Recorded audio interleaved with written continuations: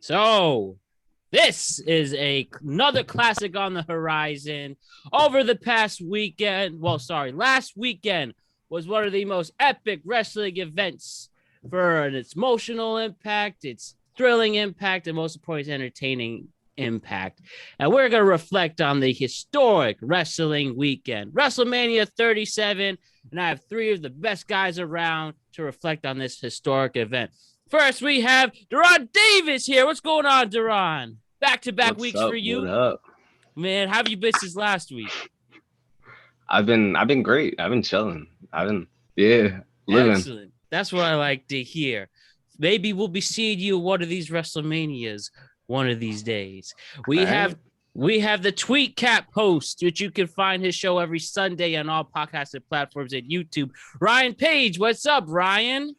Hey everyone, not YouTube anymore. We're off YouTube for now. YouTube blackout. Okay, so on all podcasting platforms. Sorry, I haven't heard Sunday's episode yet, but I will tomorrow. It's there anytime you want it. Excellent.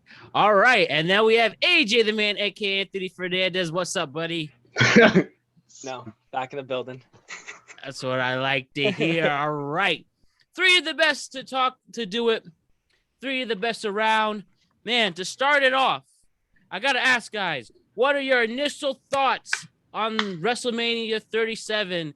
And if you got to see the Raw after, by the time we're recording last night, but on Monday's Raw after, what do you think of the festivities? We'll start with Ryan. What are your initial thoughts on WrestleMania 37?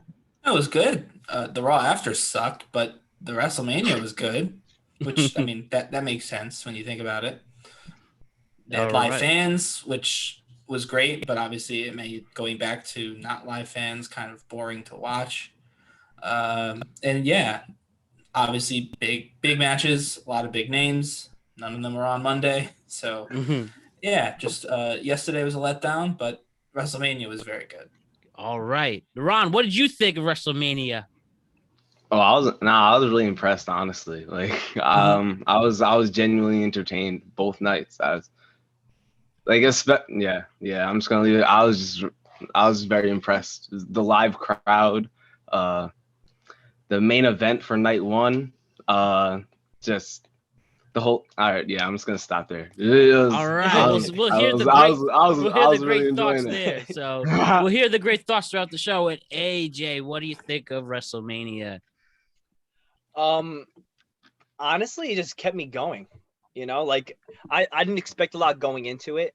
I was like, man, like I wasn't very hyped for this WrestleMania. Like honestly, I don't know, kind of feel like a mission like going into it. Like I was like, all right, I have to watch WrestleMania. Like, okay, night one and night two. But like watching, I was like, all right, like this is wrestling. Like, okay, I can watch it. Like I was happy enjoying watching it. Even for some matches that like I wasn't, you know what I mean, going into, I was pretty excited watching everything, to be honest. I don't want to get too much into it though.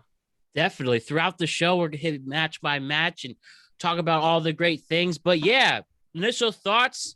It's great to see a live show with live passionate fans. It was cool seeing a WrestleMania, you know, the classic stadium look, stadium WrestleMania with star power. We've had some of the biggest celebrities in the world, especially for kids our generation and above. Yeah, we've seen legitimate great wrestling, and I think almost especially the main event on both nights, the first night on Saturday night, the second night Saturday, the Sunday night, which I said in our group chat that I think it is my personal favorite match, and definitely get into that segment of the show. But yeah, it's everything you can ask for.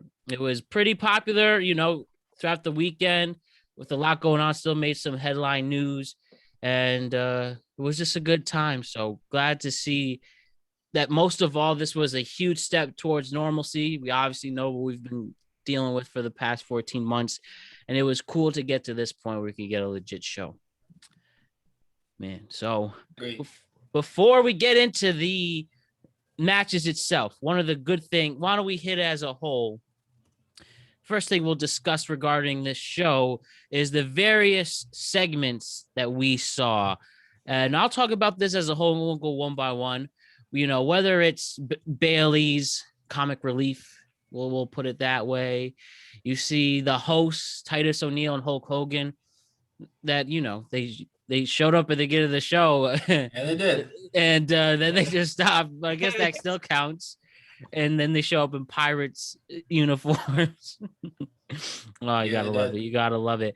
And you have some also other genuine things like the Hall of Fame ceremony and stuff like that. So how do you guys feel about the segments? We'll start with AJ on this one. Anything stick out in particular? Anything that made you laugh or meme or whatever?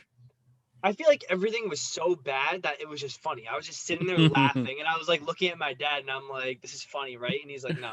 Your dad was right. It wasn't funny. Yeah, it was all horrible. I'm like, wait, they're doing this like seriously? Like, what's going on? And then like the weather and all that. I understand. Well, yeah, the weather. Yeah. Yeah, that's right. Rain delay to start WrestleMania. I was surprised it took this long. Because going there early, like to get to your seats. Then have to like leave. I'll tell you, I've been at raid delays for baseball games. They suck. I can only imagine for the wrestling too. And I guess you had to push. With they're still enforcing the COVID. I mean, I assume I wasn't there. I haven't heard any firsthand accounts, but putting all those people in the actual indoor stadium, that must have been chaotic. Yeah, crazy. Yeah, trying to move everyone around too. Mm-hmm. I heard Orton paid like a lot of money for his family to be there. Only to get that. I wonder if they had like a separate spot too. Yeah, I heard he paid like $20,000. That's what he tweeted out. I don't know if he was joking or not, but like I was like, wow. Look at that for his wife and all his kids. He should have got tickets earlier. He knew he was going to be there. Yeah, because of the COVID rules. What do you have to say about the segments, Deron? I was pretty straight faced through them, honestly. I don't know. They all of the segments they dragged for me. I was honestly waiting for the matches. Like I was just going match to match. The segments were dragging for me. I was gonna try and BS and say that I liked the segment, but no, I really can't say it. We always encourage the honesty. And I was surprised Bailey, not that I know if Bailey wasn't injured or anything, right? She just wasn't in it. He just didn't have a match. And whether there was all that rumors over the weekend, would we see a returning Becky Lynch? Would she be the one to throw her down? But it was the Bella twins instead. After no one were happy to see them anyways. Everybody booed her. I actually like the Bellas, but I mean, I laughed with stupid. I laughed when she said, "Hey, Nikki, did anyone tell you John Cena's not here?" Yeah, but they haven't been together in 4 years? She has like a legitimate child married with someone else. Yeah. It was like a joke 4 years too late. Speaking of a joke 4 years too late, I can't believe they forced Titus O'Neil to make a joke about the fact that Hulk Hogan can't not say racist things on camera. That was the only time I actually had a reaction to any of those. Was with the whole scallywag bit. I was like, you can't seriously be making a joke about that. And then again, they forced Titus O'Neil, who again is a good guy and also black. He had to make the joke. I'm like, are you kidding me? And Hulk Hogan, of course, probably didn't even realize it was. You should probably even tell Hulk Hogan it was a joke. Just say the word scallywag, and then Titus to say his line. And that'll be that. But it's just, I couldn't believe that. I was like, really? I mean, listen, this WrestleMania did a lot for representation for other communities that are not typically, a part of the wrestling industry. So I hate to nitpick it over that, but like also if you've got WrestleMania where you're doing, all of these different things, 2 women of color in the main event, just don't make the racism joke. It's low-hanging fruit for Hulk Hogan. They're going to boo him anyway. It's not like people are like, oh, he owned up to it. He never owned up to it. He was in his hometown. So this is the nicest anyone will ever be to him ever again. Just put him in the stupid hat and then get him off. I don't even know why they have hosts. Yeah, I don't know why they were doing the whole thing in general. I get why Titus was there because he had won that award and, he's, again, seems to be a decent human being. But why do you need Hulk Hogan to host WrestleMania? Or Steve Austin next year or whatever. Like, you don't need a host. Yeah, like you don't don't award show. You don't really do much. Like we said, A-Rod doesn't host the Yankee games. Like you don't need a host for a sporting event. You're hosting T-Wolves games instead. Well, you won't be doing that either, though. You'll be sitting with, freaking the owners. If he doesn't move them. But yeah, it was, I always appreciate the effort the WWE does with their comedy skits throughout the years, but nothing stuck out this year. I agree. Just and the bells just honestly just threw on the ground. We've seen some. You're on the street. I'm sure once a year you see, but just throw them, no finishing move or anything. But I did like seeing RVD. I think RVD is cool. I get even to see that. I like the scene with Riddle. Yeah, that was pretty funny. When he had his own little papers, he's like, "Here you go." Yeah, I think those are real. You can I buy was those. like, yeah, you can buy those right now. Yeah, I looked them on my phone afterwards. I was like, wait, they're like a real thing. RVD papers. Yeah, it's crazy. Oh man, why don't we get with that? Pretty much covered what we had to with the segments. Now let's hit those match by match, and then reflect on our favorite moments of the night. So the first match, to start off night one after the first rain delay, we had the WWE Championship. Drew McIntyre going in against the champion Bobby Lashley in what I thought was a pretty good opening match. In the first match in front of the WWE match in front of the WWE Universe, Bobby Lashley with MVP defeated Drew McIntyre in 18 minutes due to a technical submission where he passed out. Okay. Well, that's what it said. That's what it's. I know. I know. His technical submission. You got the times and everything. Yeah, and and the man passed out, and I I thought it'd be technical TKO, but I guess they called it a technical submission, and so I came in the match wanting Drew. I love Drew McIntyre. He's our literally real life Braveheart. I mean, talk about glow ups, and he's just a genuine good wrestler, and you always appreciate someone. He's a handsome man. Yeah, always pushing it through. Definitely. But good. Just love this Cinderella story, push it through, and winning the big championship last year. Sadly, not in front of a crowd.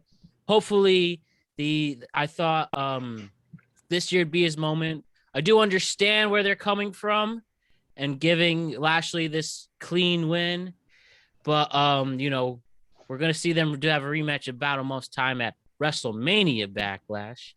But I was bummed that no Drew win, but again, I respect, understand Lashley taking it, and happy he did get a WrestleMania moment like that. We'll start with Ryan on this one. What did you feel? How'd you feel about the Drew and Bobby Lash? Because I know you at least had the opposite. Yeah, I wanted Bobby to win. I didn't think he would, but he did, so that was cool. I mean, like I said, it was good. Wasn't my favorite of WrestleMania, but it was a good match. Like, I was entertained, and obviously it was early, so the crowd was still, just excited to see it happening. I think they were both getting cheered at one point just because people were excited that it was physically in front of them, and know, especially because with the storm, I'm sure everyone had to be thinking, "Oh no." Although it's kind of funny, Bobby Lashley has the lightning in his intro, and then Drew McIntyre comes out holding a giant metal sword. So they were really, really trying to test that whole lightning thing. But I liked the ending. I mean, because I just like Bobby Lashley. I've always liked Bobby Lashley, even when he was back the first time. Because I had been watching wrestling that long. He was ECW champion, not the good ECW, the other ECW. So I mean, I've always liked Bobby Lashley, and I didn't think I'd ever see him have another Mania moment after the Battle of the Billionaires, which is not going to get a lot of plays on Peacock anymore for obvious reasons. But to see him have like a legitimate Mania moment that A, we can all watch again, and B, that was kind of unexpected. I don't think anybody really thought he would win. So it did kind of get like a shock reaction, like, oh my God, he actually won. And clean too. I mean, I know MVP did a little thing where he pulled him out of the way or whatever, but for the most part, it was like a pretty straight up match. They both went for it. And then again, I liked the ending. They didn't use the Claymore, so I guess that's kind of the thing they're gonna go with. Like, but I never got to kick you in the face, so that'll be what they do going forward. Yeah, I don't necessarily need to see Drew go for the world title again right now, but there's no one else, so I'm good with it. I'm sure Backlash won't be anywhere near as good as Mania, though, just because of the surprise, you know. Don't forget WrestleMania Backlash. Sorry, yes, WrestleMania Backlash. Do you work for them or something? What is it with you and the branding? The WWE Universe WrestleMania Backlash? I just love they added that, the WrestleMania Backlash. How you feel about the match, Deron? I liked it. It was a good way to start off. I didn't go in like knowing much about like storyline wise, so I didn't know who was expected to win. I was just going Bobby Lashley because I just like Bobby Lashley, and I just like the match overall with the DDT just again and again and again. Yeah, it was just I was entertained the whole way. It was a nice way to start off. I liked it. It kept me on the edge of my seat. Not gonna lie, and it was great to see the crowd. Like I said before. How'd you feel about it, AJ? Going into the match, I thought Drew was gonna win. You know what I mean? Like Drew's my boy. But you know, I thought Bobby Lashley was just gonna be like kind of like a carry champion to Drew just to get his title back, another like WrestleMania victory underneath Drew's belt.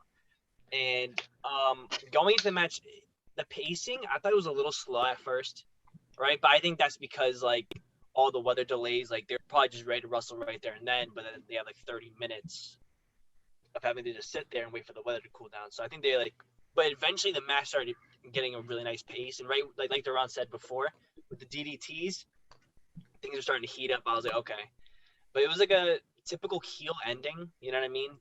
He doesn't tap out, but he passes out, so he still looks pretty strong. Yep. But like, I don't know. I feel like every WrestleMania has opened up with like a heel victory. So Yeah. Like going into it, I was like, all right, I have a feeling Bobby Lashley's gonna win since it's the first match. But good match overall, though. So I see some hesitation. Ryan, what do you think of that? No, he's actually right. They do like to have. I guess it makes sense. You want your bad guys to win early, so then when the good guy wins at the end, everyone goes home happy. So I guess that makes sense. If you're going to have, a heel win on WrestleMania, you want them to be kind of earlier on, so people will boo like they're supposed to, and then you can get to the cheering toward the end. I just had never even thought about that, but you're right. They do. When you think about it that way, and then you see the match placement, you kind of think, oh, maybe it did make more sense than we all thought it would. Yeah, and like you said, just seeing this beast of Bobby Lashley, not that age isn't not that age means anything, but he's 44 years old, and he looks like he has the power of like a 25-year-old bodybuilder. I mean, the Bellas could beat me up. They could roll me down that ramp. So, I mean, I'm not going to criticize anyone for being old. None of them look old compared to, people who don't actually take care of themselves. Right. So they both look like massive, Yeah. So that's, which I kind of like every once in a while to see two really big guys. And I think that might be why I was slow at first too, because they're big. So they got big fins.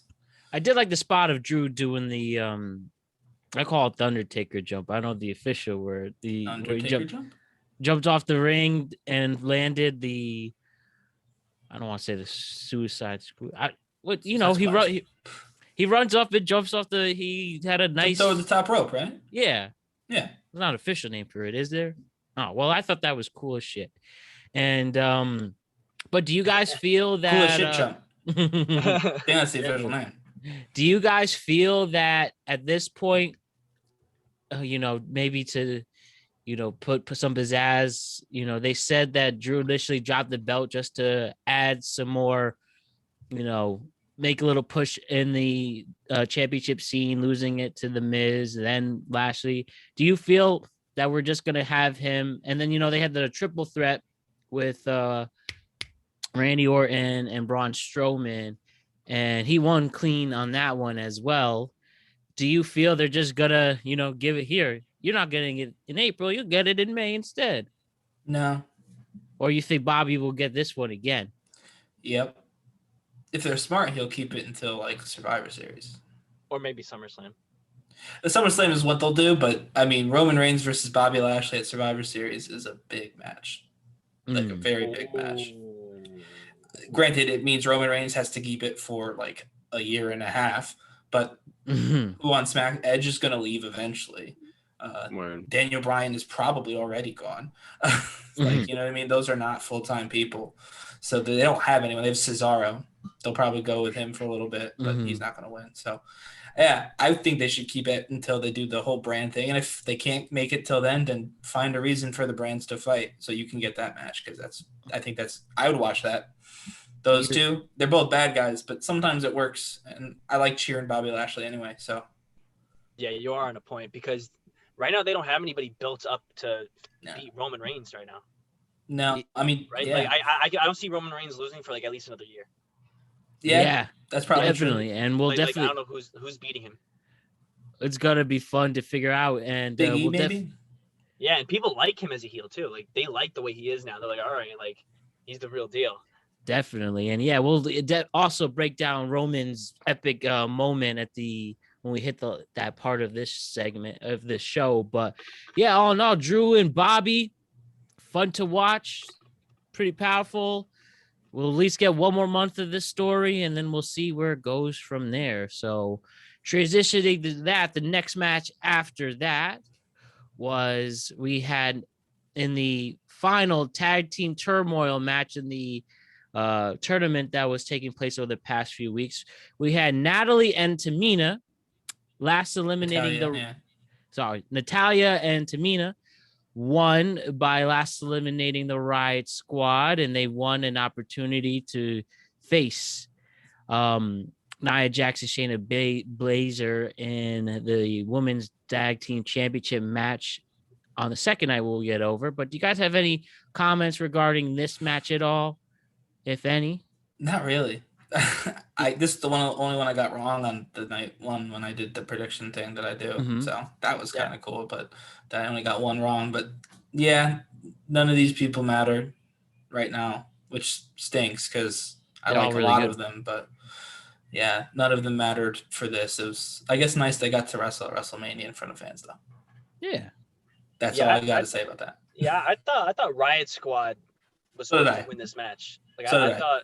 Like, they're the only, like, genuine tag team in this match. Like, I'm sorry, but, like, Tamina and Natalia, I don't even remember. Mandy Rose and Dana Brooke, I think, are technically a real tag team, but they became an absolute joke Monday, literally. Yeah, but I think, like, the best tag team, though, we can all agree, was Riot Squad in that team. Yeah, in the match, yeah. Yeah. So, like, watching them win, I was like, okay, they're just going to feed them to Baszler and, what's her name? And they did. Nia Jax. Yeah. Nia Jax, yeah. I was like, okay. That makes no sense, but whatever. 2 out of 10. Yeah, no, this match just happened for me. Like it came and went. Yeah. Fair enough. The same here. You know, appreciate the performances, athleticism, but not much after that. With all due respect, but hey, always like great. Not bad wrestling. It just happened. It's just storytelling wise, there was nothing there. Exactly. So. Why don't we just transition to the next one? He's not wearing a dumb track rugby suit. He finally got his big moment that made him popular in the indie scene. But we had Cesaro defeat Seth Rollins in 11:35. And we saw that epic moment. What's the move called? The helicopter over 23 different times, whipping Seth Rollins around like a whipping bag. But how do we feel about this match? Do we feel this is a big moment for Cesaro, the biggest match of his career, win of his career, according to some in WWE? How do we feel about Cesaro winning this? That's nothing. No, it's nothing, really? I kind of want to know what that's about.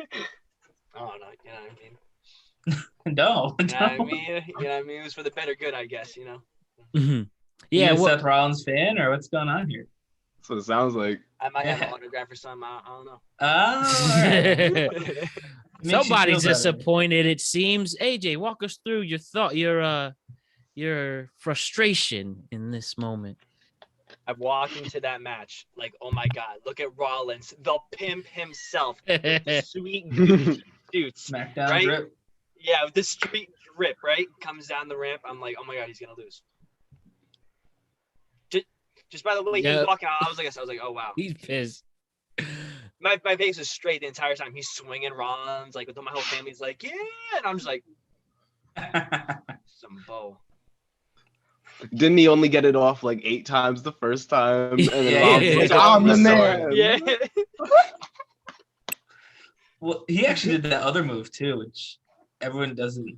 I never seen it before. That satellite spin or whatever the hell. Yeah, he called that it. was the one. One on his shoulders with like no arms. It was just he threw him with his shoulder somehow. I overheard. Those are muscles that I've never even experienced. Yeah, Cesaro's not human. I swear, man. I swear. Oh, he also lifted Rollins up off his neck and uppercut him. I was like, whoa. Yep.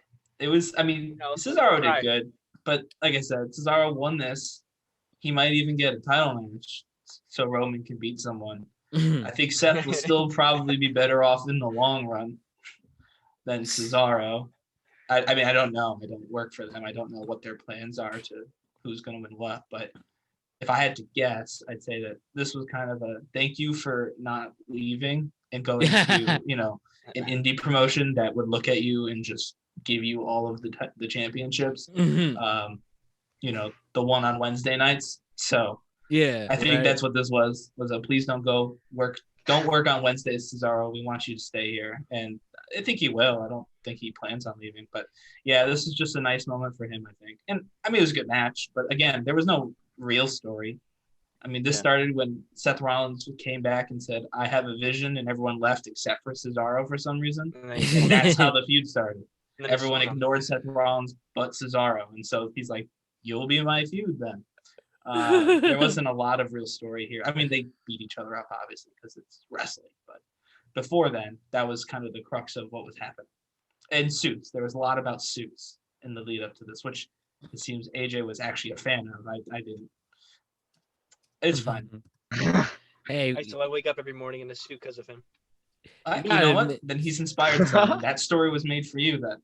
But you got to give credit. He has always had great drip since leaving the Shield. The best out of the other two. Oh, you don't think Moxley has drip with his camo pants? Not quite, but I mean, look at Seth Rollins. He's winning. He had a child with Becky Lynch. What a connection! And we can't wait to see that wrestler. Is it a boy or a girl? Roman's got his drip too with his new teeth. He does. He's sponsored by Colgate. Yeah. Roman Reigns brought to you by Colgate. It was funny how you didn't notice that till he actually changed his teeth. Yeah, and you're like, I didn't even know. Canning. He smiled and we were all like, whoa.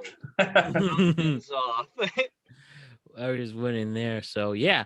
Now why don't we go to AJ Styles and almost defeating the New Day, becoming the Raw Tag Team Champions for the men. How we feel about this? Almost looks scary as hell. I mean, I'd be scared of him in the first 7+ tall man who made an impact in the match. But the first with Almost and AJ, I mean, New Day, pretty legit. 15-time tag team champions. Got rid of Kofi and Xavier Woods, and I honestly thought the New Day was going to pull this off, but no, AJ really put it almost under his wing and showed how intimidating this guy is. So how do we feel, AJ, AJ the man as well, the first AJ the man, the original AJ the man, how do you feel? How do you like this match? Honestly, you can't expect nothing much from it. Everybody there's professionals. I was waiting to see Omos or Omos. What's his name? It depends on the commentator who says the name at this point. Yeah, that's why I'm like, I don't know, but I liked it. I liked how right when he got in the ring, he no-sold everything. He did not sell a single hit, a single kick, and they genuinely looked scared of him.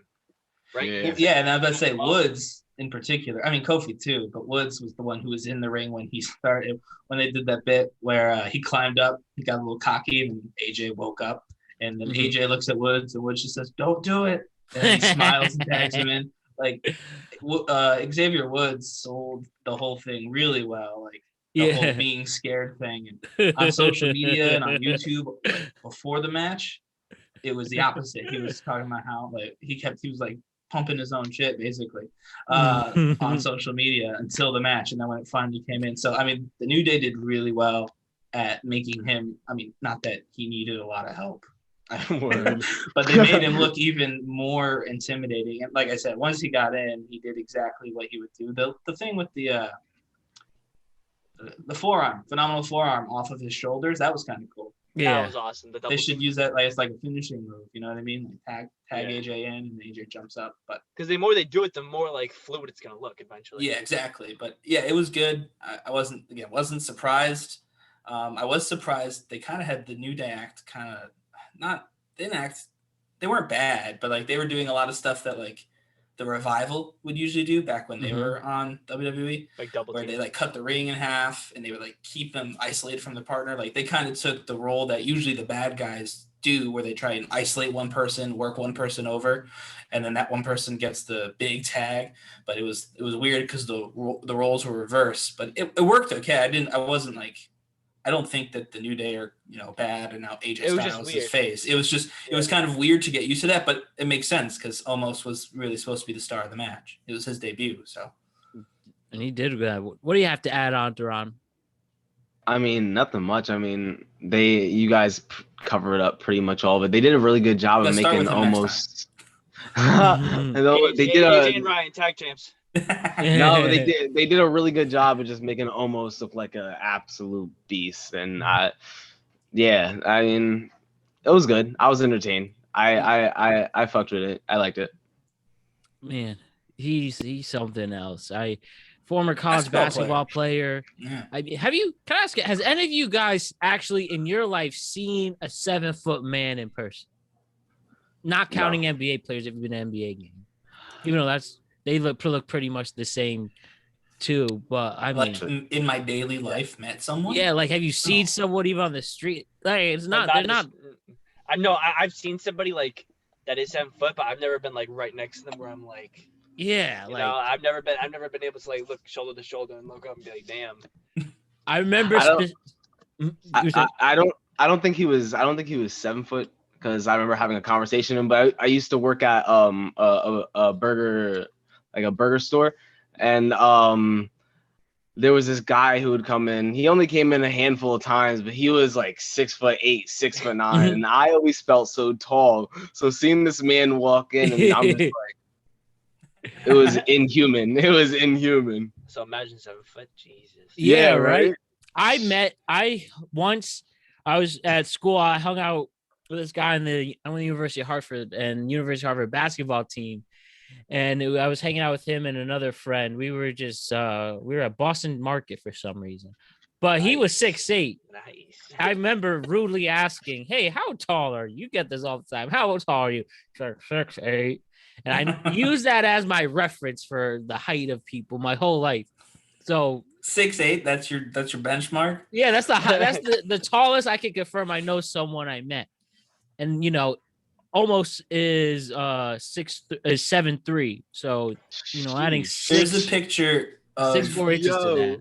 7'3". I thought he was just 7 foot. He's 7. No, he's 7'3". But there's a picture of him, the Hurt Business, and then some I want to say they're local rappers. They're probably super famous, and I don't know who they are because that checks. But I'd have to find the picture. But he stands next to Bobby Lashley in the photo. That they take with this, with these rappers, and oh my God, Bobby Lashley, like he has his hand resting comfortably on Bobby Lashley's shoulder, like it makes Lashley look short. He's tall. That's hard to do. I mean, think about it, almost as taller than Shaq. Shaq's 7'2", I believe. So, damn, they're pretty comparable in size. I mean, not physical size, but height. The best match we never got: the Big Show versus Shaq. We got Cody versus Shaq, so that's all that matters. Oh God. So next from there, in the battle of not letting people call you stupid, Braun Strowman and Shane McMahon went at it in a steel cage. We'll start with you, Deron, in this one. How'd you feel about this battle where Braun fought for all the people who were called stupid? I mean, I liked it. I was entertained. I liked the spot where where he yelled at Shane and then threw him off the cage. That had me cracking up. No, but like the fight overall was all right. It was. I'm not a big fan of Shane. I never really have been. I like Braun Strowman, but yeah, I like Braun Strowman, but it was all right. It was an all right match. What did you two think about from ripping the steel cage, which I never seen. Anyway, someone physically ripping the cage and bringing someone in.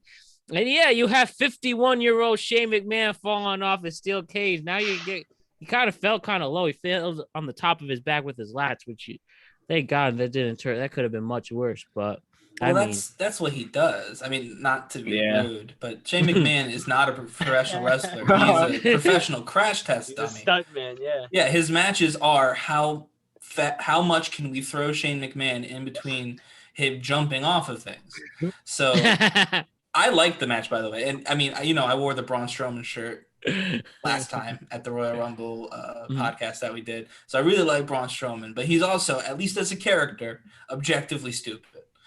Shane was right. I mean, I actually at one point thought he might throw Shane McMahon out of the outside ring, and then Shane would win. I didn't think that until he got up there. I do like that Shane lost doing something incredibly stupid because he was about to win, and then he decided to stick his hand in and wave for some reason. So I guess, you can kind of be like, see, Shane wasn't being very smart, and it cost him. But yeah, the whole setup was dumb because Braun Strowman as a character is supposed to be dumb. Like, he's supposed to be, Braun Smash. Yeah. Everyone liked him because he flipped that truck. Yeah, he's Hulk. He's not supposed to be smart. But it was cool when he ripped the cage, obviously, that they don't really do that ever. Like, they'll break the cage, sure, but to have him, like, rip it like that and pull him back in was kind of cool. And I'm glad he won because, I mean, we don't need Shane McMahon to win.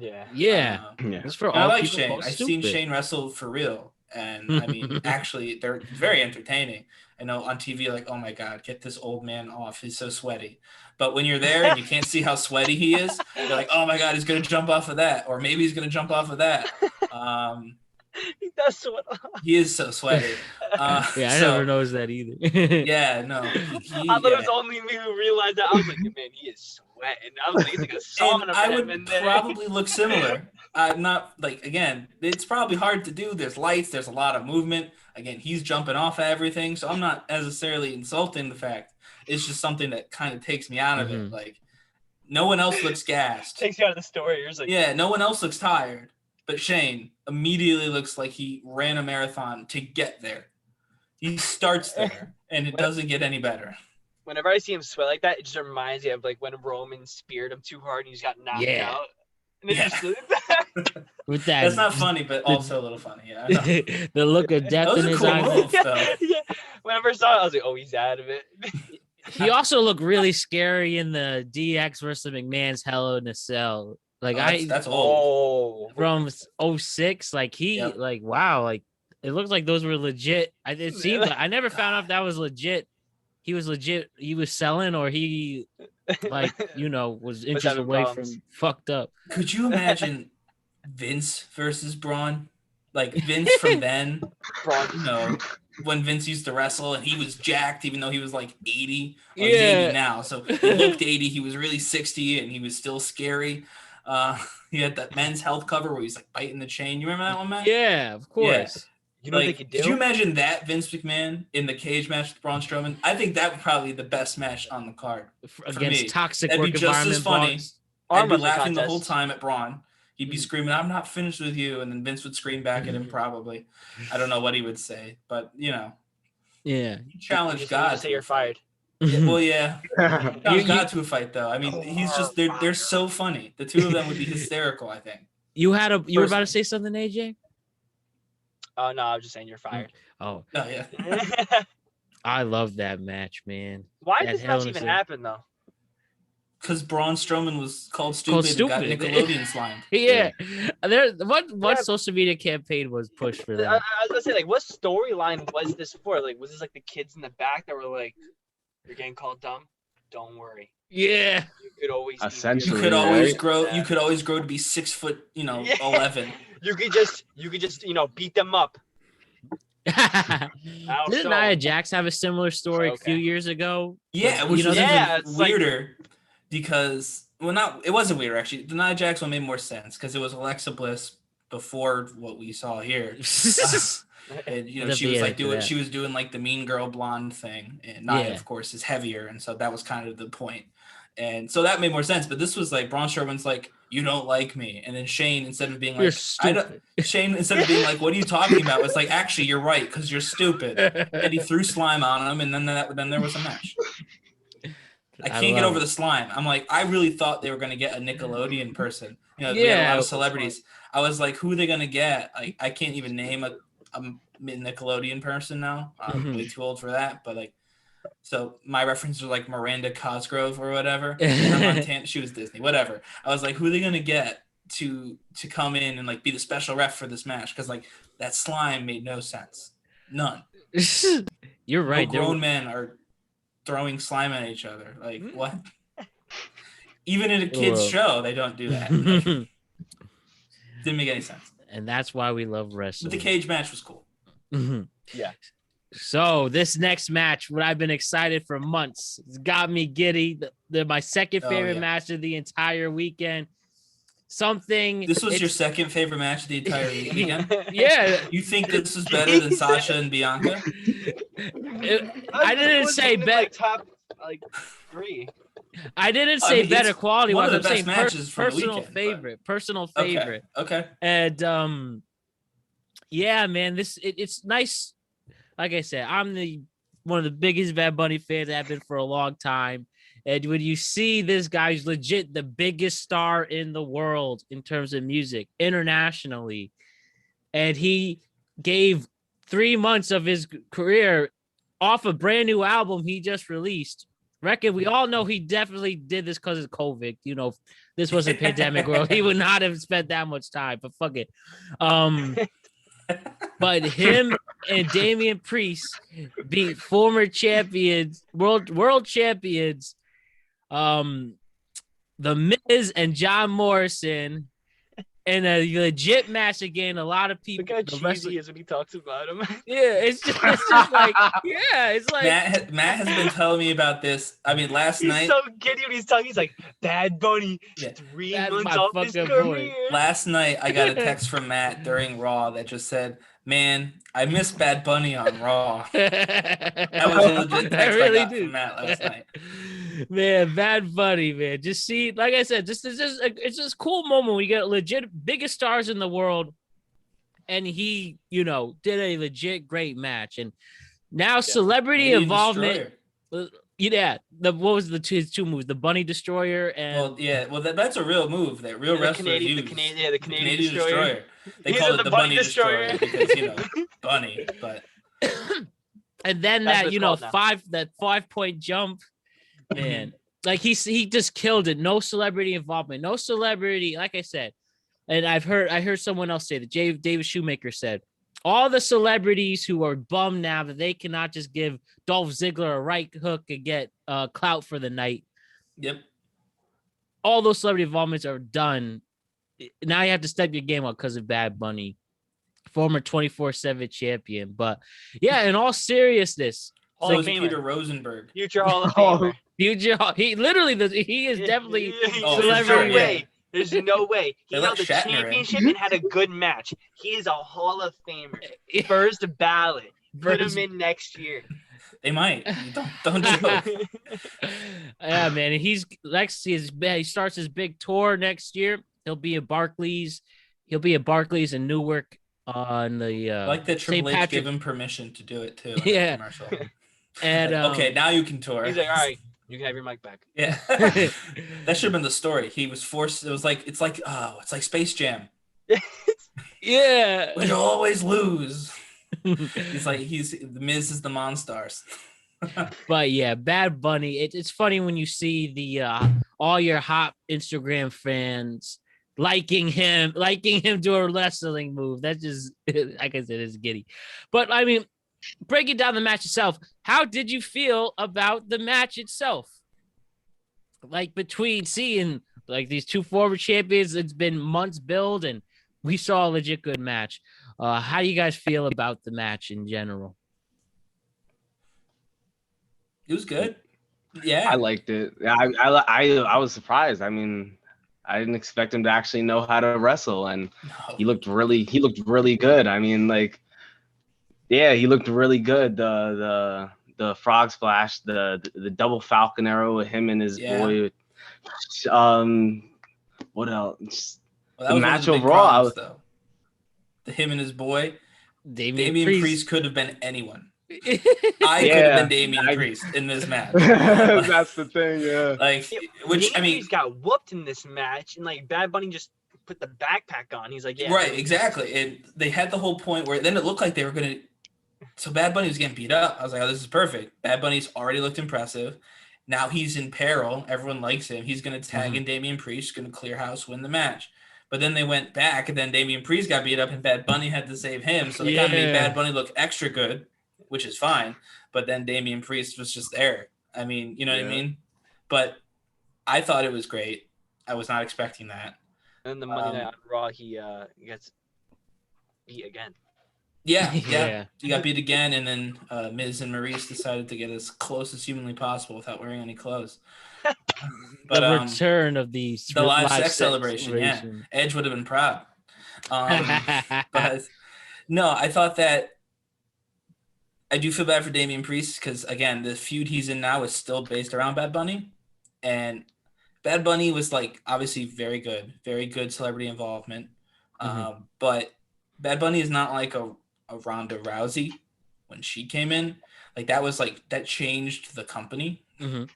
Bad Bunny gave them some clout. Like this is like Cyndi Lauper at WrestleMania 1. This is not like Mr. T at WrestleMania 1.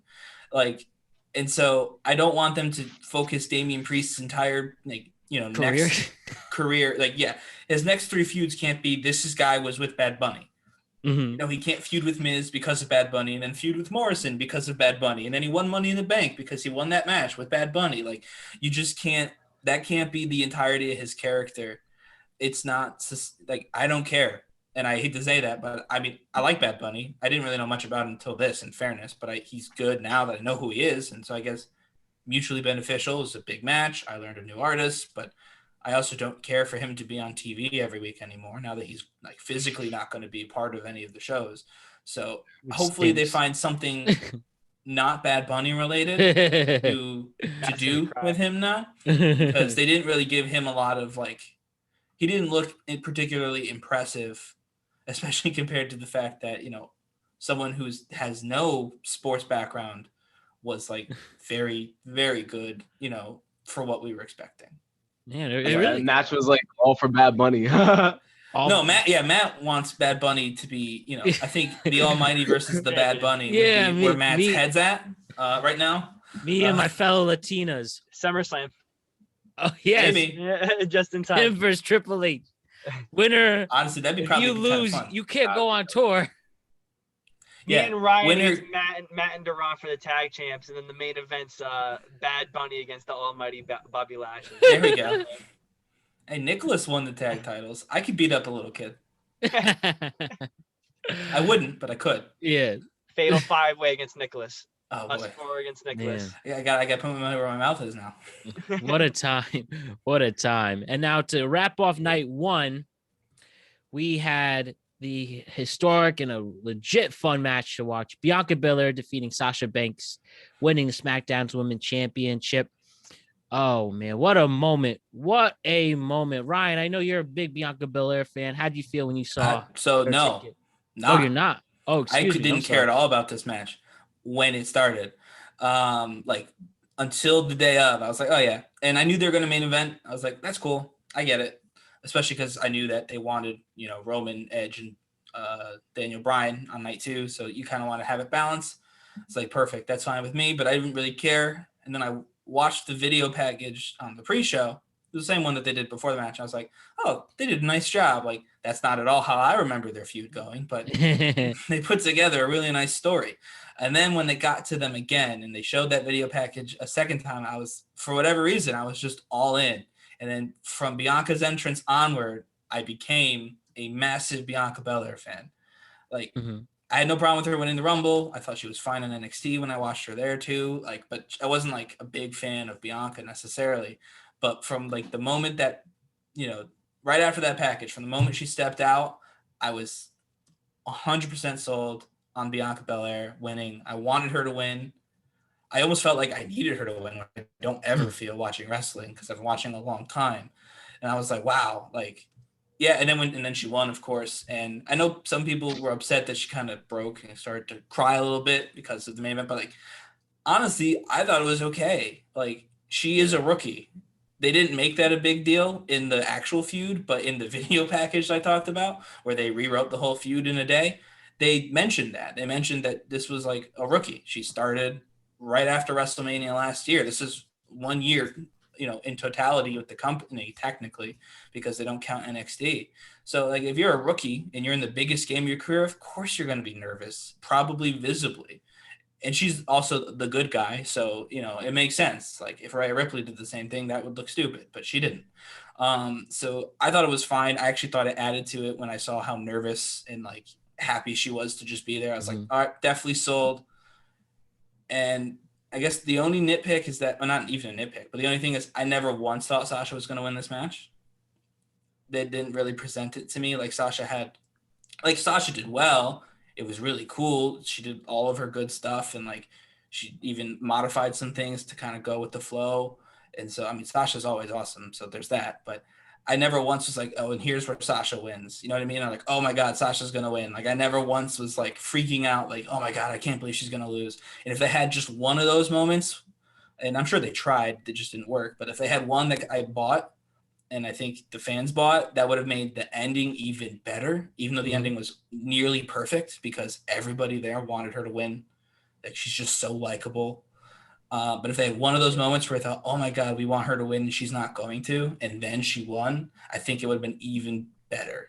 So not bad. Best match of the night by like quite a bit, I think, my opinion. Or best match of the show, rather, both nights by a decent amount, my opinion. But that would have been the only thing I wish they could have, figured out how to do. Just, again, I think it would have made it even better. Yeah, man, it hit the nail right on the head.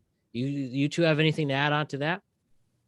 Not really, actually. I was about to say the exact same thing with the repackaging of the promo. It just kind of got me invested a whole lot more. And They're good at that. We all knew Bianca was going to win, right? And I was actually perfectly fine with it. Like, I went into the match, and I'm like, I just hope it's a good match. And it ended up being a really good match. So, yeah. I went into that match just excited to watch Sasha Banks. I'm a really big Sasha Banks fan. So I just went into that match excited to watch Sasha Banks. But yeah, like you guys mentioned, the packages, I just got so invested, and it was hard for me not to root for Bianca after that too. And just it stole the weekend, honestly. Yeah, I agree. And the package, not to go back to that because it's not related to the match, but in addition to making Bianca obviously look like the underdog and, get us invested, they made Sasha Banks, and this is a lot easier to do because it's mostly true, but they made Sasha Banks look like the biggest star in their company. Like, the shots that they used, the quotes that they used, the highlights that they showed, like, legitimately watching, you'd be like, oh my God, Sasha Banks is probably the toughest champion they have. We watched Bobby Lashley like 2 hours ago, but Sasha Banks seemed like the biggest, baddest boss that they have on their show, based solely off of, again, obviously her character work during the match kind of solidified it, but they told that story. They put that kernel in there for her to then go ahead and deliver during the match, where she felt like a final boss in like a video game. And we felt like we were Bianca, matches. Like we were trying to win. You know what I mean? Like, it's just the way I don't know how they did it. Cause again, I really didn't care on Friday when this match was like Friday. I didn't care about this match. And Saturday was my favorite match of the entire WrestleMania. And Edge was in the main event of the other night. So, I mean, and Matt knows that I'm an Edge head for a long time. So bless you. Yeah. Thank you.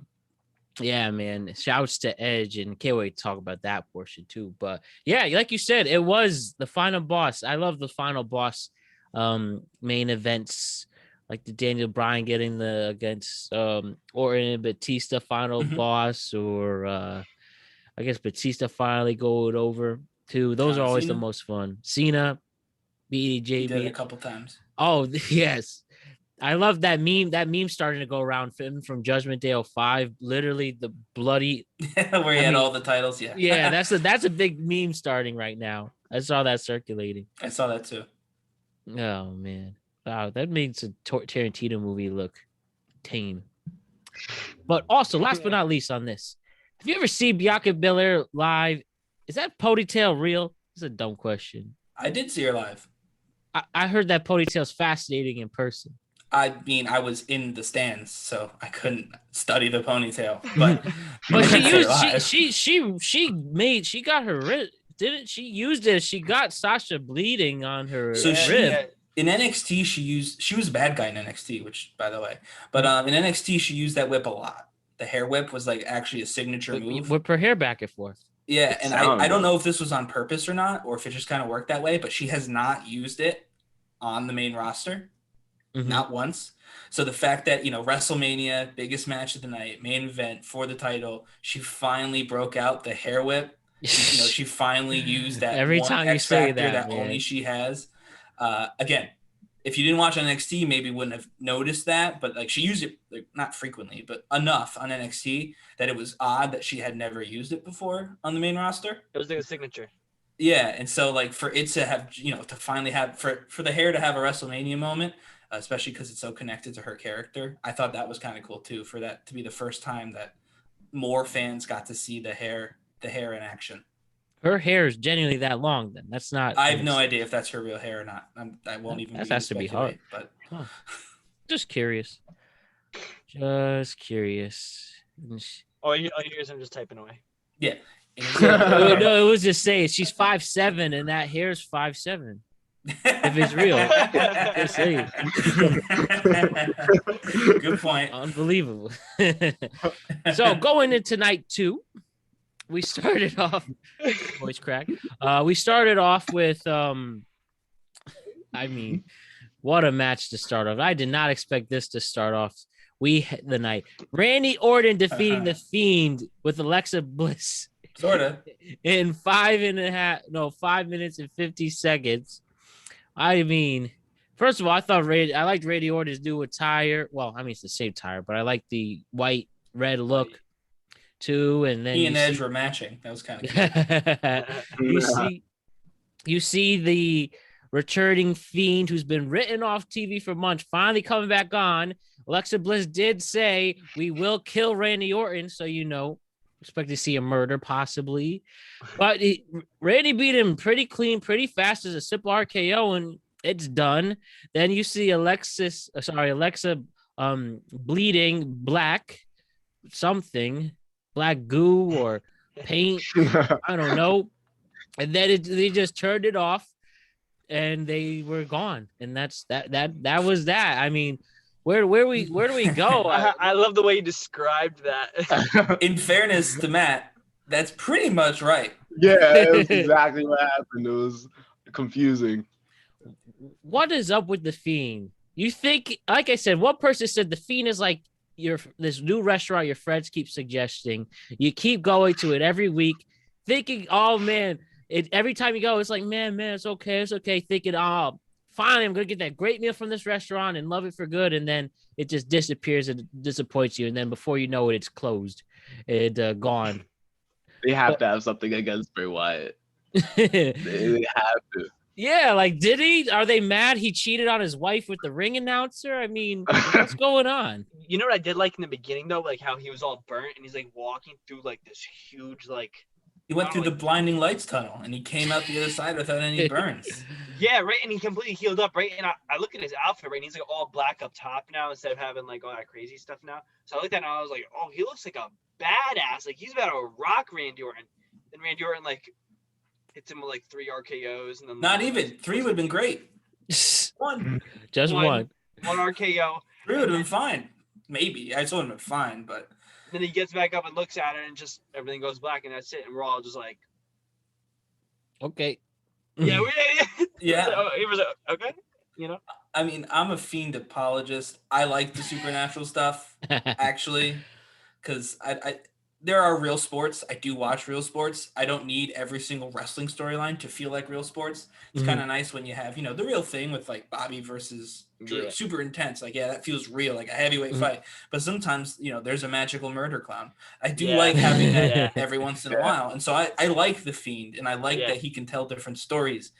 And so I always tell people, just wait and see. And then Alexa got powers. I thought that was awesome. I really like Alexa Bliss. Just wait and see. And then we all waited and we all saw. And it was stupid. And they didn't even do themselves any favors. Like, and when he came out of I was going to say the Jack in the Box, but I believe it's actually a box-like structure, according to WWE Comics. Yeah. But he came out of the box-like structure. And he did the Brody Lee, call, and I was like, perfect. Done. Yeah, I was hyped when he did that. Excited. That was cool. His entrance is cool. He's got a new shark-looking mask, which was cool. His look was fine.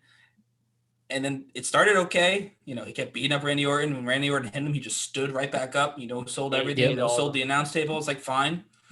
And then Alexa, who I wanted to be supernatural this whole time, did her thing, which was, I don't know. And they should, if this was clearly not about a match, clearly, like they didn't care about the physical match. This was about Alexa coming out of a box. So just do that and then just end it. Yeah. Honestly, I would have been better if in the middle of the match, he's about to beat Randy Orton. Alexa did her little hand box magic trick. Fiend reached out to her. It all went to black, and then everybody disappeared. Except for Randy Orton, who would just sit there and look confused. Give Randy Orton the win by count out, I guess. I don't care. I'd be okay with that, beat the Fiend with one RKO. If you're not going to do like a drag out match where Orton has to like set him on fire again and has to bury him under stuff, like if that's not how Orton's going to win, then he can't win. You know what I mean? Yeah. Either Orton has to kill him. Yeah, either Orton had to kill him in like a long drawn out match, or the Fiend had to just destroy Randy Orton in like a quick 5 minutes. And they didn't do either. They did the 5 minutes from the first one, and they did the Orton wins from the second one. And so it just made no sense. And like they tried to explain it on Raw. It looks like they're not, witches be wildin'. It sounds like they're not together anymore. I guess they broke up at WrestleMania. I didn't know they were together to begin with, but that seems to be what they're doing. Like, she doesn't need him anymore, and he doesn't need her. So I guess they're going to be separate characters now. I understand. And I hate myself. I stayed up, and I only watched Raw for that. I didn't give a crap about anything else. I literally am still hoping that they do this right. And they haven't done it right yet. Not once. And I'm so mad that I care still. And he had so much potential as a character. Well, it's just different. Like, it's so cool, the things you could be doing. The Fiend, they're not doing any of them. They're doing them halfway and then starting something new. They have like what potentially could be like the next generation's version of like maybe their Undertaker, you know what I mean? Honestly, like that mystical character, you know what I mean? They just have to build them up, but they just keep making them lose. I get I don't know. I mean, it's funny when you say it like that. They just make them lose. They do, but like I know you guys are younger, but I get Sting vibes. And I only saw Sting really on TV. Yeah, the way I didn't see WCW, but like he could be like this weird kind of like chaotic force for neutral. Like, could you imagine a world, not for the championship, where the Hurt Business didn't break up? Because that would have made sense. And, like, they were running all over Raw, and then the Fiend is the one who steps up. Like, that would be insane. He could be, like, this chaos monster that kind of rights the ship. With Alexa? Yeah. Yeah, with or without Alexa. I like Alexa with him, but that doesn't matter. Like, there's so much they could do. Like, he could kind of be their get-out-of-jail-free card. When things are getting stale and they want to like turn things on their head, just send Bray Wyatt in. He'll light them on fire. We'll hear voices. Things will burn. Things will be bleeding black glue. They'll have box-like structures everywhere. Like, you know what I mean? Like, yeah, it becomes a crazy topsy-turvy carnival death match or whatever, and people would love that because it's violent and it's Bray, and like it doesn't feel hard. And I get he wants to establish a lore because he's a nerd. And I like that, actually. Like, I like that he's trying to give, like, everything has to connect sequentially. And I hope they come back. I don't know how they're going to do it. To Bray versus Alexa somehow. That's the only thing that can save this. And I hate to say that because it sounds awful on paper. Although I really like the idea of Alexa versus Randy Orton at WrestleMania. Didn't happen, but that's fine. But they got to do something. If he's really trying to make it all sequential, it all has to fit together. That's the only person that he can really feud with now is her. Yeah. All else makes sense. Yeah. I feel like that's a really hard sell. Didn't even have a Firefly Funhouse match either. I'm okay with that. They don't all have to be Firefly Funhouse matches. It would have been fun to see Randy. Randy's had a long enough career to make that. But also, there's so many Hollywood producers that are mad that WWE created this original character who looks scary as hell that could be just Halloween and Halloween costumes throughout. And like that's the funniest quote. They just keep making him lose and clean. Yeah. Whether the Goldberg or now but honestly, worst match of the entire show, second worst, of the entire show, and which still probably the one that most people are talking about, which hurts their entire show because it's just such a confusing thing that didn't need to be confusing. And we could always talk about other stuff. Yeah, I mean, we just did it. We talked about this longer than we talked about the Bianca main event because this is more confounding. Yeah, like even my youngest brother so thinks it feels cool. Yeah, exactly. It just evokes so many more feelings, which is not good. Womp, womp, womp. Well, we'll see where they go with this. On that one. We'll see with her puppet friend or whatever. And it'll be a funny thing. So we have Nia Jax and Shayna Baszler winning by, again, technical submission by Natalya and Tamina. Do we have any comments regarding this? I like Shayna, so good. Good. Yeah. Yeah. You know what? I'll agree with you on that one. I do like Shayna, but I honestly would like her more as a singles competitor. Oh, yeah, for sure. But they're not doing that. So keep the title on her. Gets her more TV time. Yeah, that's true. But match-wise, though, I do not care. Yeah, I don't have much to add to it. This happened. Yep. Yeah. But hey, I like Nia Jax too. I think she's a badass boss. She's not like most girls. No. So I was cool to see. But it was funny seeing her AJ fall. Took him a minute. Seeing her fall down yesterday. I thought oh no, are they gonna start the breakup feud story? Nope. There was just another one. Oh, yeah, that was stupid on Raw. The baby faces ran away because she tripped and got angry. What kind of hero is that? Oh, the big one's mad. We better just take the L and go home. Let's get out of here. Oh, my God. Stupid. The whole Raw was stupid. All right, moving on. That's why we love right, stole your show. No, exactly. Yes, next. We had another match that just makes me laugh. Kevin Owens defeated the conspiracy believing Sami Zayn with the internet's number one enemy, Logan Paul, next to his brother, who's slightly ahead. And another one big celebrity match. I will say, I got a little more respect for Logan Paul after this. He clearly knows that he's the internet's biggest troll, and people legit don't like him. And WWE is perfect for him. And after we saw a legit fun match against, a common rivalry, you see Logan Paul just being a dick and just bandwagoning. Yep. Hopping for KO. And then you see KO giving him a stunner where he does his front flip, but a little much. Could have been worse. Yeah. And I sell though. I was like, whoa.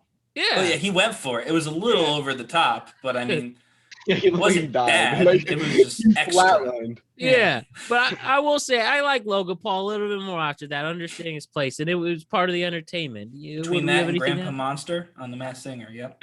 I need to see a video. Of Jake Paul getting stunnered, and in the background of someone like JR being like, "Oh God!" Holy hell, he hit him. But yeah, that Sami Zayn is a character. He makes me laugh too. Yeah, he's funny. And it really does seem Logan Paul just came in, even if this was just get a quick paycheck, hey, you're around. And Sami Zayn's a great wrestler though. Yeah, Sammy's that's what's great. But he's really good. Sammy and El Generico. I feel like him as a face would be awesome, but he was face. Yeah. Way back. I loved him in NXT when he was baby face. Oh. The underdog from the underground. That was such a good character. It didn't work on the main roster though, because they wouldn't give him any good matches. So I mean, this is better. Where do we see Sami Zayn go and KO going from here? Sammy's probably going to go to a penitentiary of some kind if he keeps getting crazy. Like, I don't know what they're going to do with this character now. I think he's just going to descend into complete madness, and they're going to try and go somewhere with that. Yep. Like some New Age Mankind type of thing. Him and Rollins. I would like that, actually. A New Age Mankind. Have him cover his face in shame because he lost, or he doesn't want people to know who he is. Could you imagine? Yeah, I mean, the promo that he shot after his match was sick, honestly. I liked it. He was just in complete disbelief of what happened or whatever. It was nice. It was fun. That's a good idea. I like that. I want to see him against cancel culture too. We talked about this before, me and Ryan. Like, we're still waiting for that wrestler to do promos against cancel culture. This is the closest you get. Yeah. Can we have called him QAnon Sammy? He's definitely based off of like that group of people. You know what I mean? Like the people who search the internet for like clues to stuff, even though there's not a heck of a lot going on in terms of like evidence that they'll find anything. Like he's definitely, that's the character he's playing. But it's cool because it's based in reality. Like this is actually one of the longer, not Kevin Owens, that just started randomly 2 weeks because they wanted to give a good match for, Logan Paul to get stuttered in. But like the Sami Zayn character started when he had to stay in Canada during the pandemic. Yeah, when they stripped him of his title. He was the IC champ, and they took it away and gave it, moved it to someone else because he couldn't compete because he was stuck in Canada. So like there's actually like a kernel of truth in there, which makes it even better. Like he was screwed that one time. But then and he's had opportunities since to take it back, but he's just spiraling because he can't get that IC championship back. And I think obviously you can't do it with Apollo, which whatever. But I thought he got it back already, and then just lost it. He may have I think he had one. I don't know if that was the official one. I think he came back with his own. Yeah. Right. But like as soon as they get a babyface as the IC champ again, that should be a long feud, and that should be the feud because that's where this all started. It's all based around the IC title, like for me, unless it's not, and I'm missing something. And then if it's not, then it's not based on anything, and it's kind of stupid. But if it's based on that, like they should definitely, as soon as maybe it's Kevin Owens, I don't know who it's going to be, Dominic Mysterio, I don't care. As soon as someone that we're supposed to cheer has that title, Sami Zayn should be fighting him for that title. Yeah, last time he won it back in September 2020, and he held it for... He won it back a couple minutes. Yeah, according to this, at Clash of Champions, and lost it to Big E. Okay, yeah. So he did unify it and lost to Big E. Yeah, as you said, lost it in COVID, and yeah, I'm excited to see where he goes, and he just made me laugh. Really funny. Yeah. And a good match too. They're always good though. Those two are really good. Now, on to other things. We had in a surprising booking decision. We had Sheamus win a match again. Old school OG Sheamus is back, not the stupid mohawk or the weird piercings on the face. We have regular Sheamus, and he beat the bro Matt Riddle for the United States Championship. Were you guys as shocked as I was? Trying to build this guy, Matt, a legit UFC fighter. They're not trying to build him though. You don't think so? You don't think he's legit, or maybe? Oh, he's legit. He could kill me, but that's he was really good in the Rumble. You just think that it's just not his couple weeks. So they got his ass kicked yesterday, the time of this recording yesterday against Lashley. Is there any of significance here, or just give Sheamus another win? Yeah, I mean, I think, and I don't know this, but I think the winner, the person who's supposed to be Bobby Lashley back when he lost the U.S. title, was probably supposed to be Keith Lee, who got hurt and is gone now. And I think he's probably on his way back. So they let Riddle win it because someone had to take it so Bobby Lashley could do what he's now doing. And they needed a bad guy to hold the title for when Keith Lee comes back. That's what I think. And so they're going to let Sheamus do it because Sheamus has been wrestling very well. He's been, always good matches. This is probably my third favorite match of the entire weekend, which I was not expecting when the match started. So, yeah, I think that they're like, yeah, you just hold it till Keith Lee's ready, and then you guys will fight over it, and he'll be U.S. champion. Well, they just pushed the plan back a couple of months. That's what I think happened. And Matt Riddle just happened to be the guy that was in the match with with Bobby Lashley when someone needed to beat Bobby Lashley. So I think they don't have any real plan for Riddle, which is fine. His character's like a Disney Channel version of a stoner. It's not like RVD stoner, but it's also not like MMA fighter. So he's a stoner, but he can't do any of the funny stuff, and he just rides a scooter. The end. But yeah, I wasn't surprised. Actually, any hope for Mr. Riddle? But you don't think so? He'll just be, like you said, the totally Kyle bro. Yeah. Instead of the what's his name? From Fast Times Ritual. I mean, Sean Penn, but oh yeah, McCauley, bro. Yeah. No. Oh well. Anything to add with this match for anyone else? It was a cool match. I like the midair bro kick. That was nice. Yeah. That was cool. That was dope. Super cool. That was dope. But it was a good match. I like Sheamus looked nice. It was, it was good. I like the birds. The birds are cool. It was stupid. It's so stupid. I think I don't know, his whole character, like Riddle's whole character overall, it's pretty corny. Not gonna lie. So, bro. The birds had pirate hats. I don't know if that changes your opinion. I hope he beats Goldberg at SummerSlam. That would be awesome because they legitimately don't like each other. That'd be hysterical. But Goldberg hates him. Yeah, but that's only because we know that Goldberg actually hates him. That's why that's Bret Hart Part 2. Yeah. Oh, could you imagine if he did the thing with the plate and Goldberg fell for it again, and then Braun versus Goldberg for the dumbest professional wrestler contest? Who's dumber? Who's stupider? Special guest Shane McMahon. In a green paint contest? Yeah. It has my support. Loser has to paint their hair green. Just before I forget, this really random break here before we go to the next match. But I just think it's funny. This was our champion a year ago. Oh, Bobby? Yeah. With Lana. Oh God, yeah, he was there with that's when he took Rusev's girl. Yeah. Man, what good sports some wrestlers are when you let your character TYB you. I would not agree with that personally. No matter how much money. Rusev did leave. Yeah. You're right. Maybe he didn't like it.